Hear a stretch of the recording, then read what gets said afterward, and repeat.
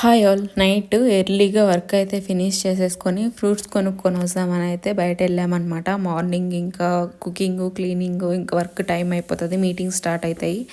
So time ఉండదు కాబట్టి night వెళ్ళామన్నమాట. 8:30 అబోవ్. ఫ్రూట్స్ వెజిటేబుల్స్ మొత్తం కాస్ట్ అయితే మామూలుగా పెరగలేదు.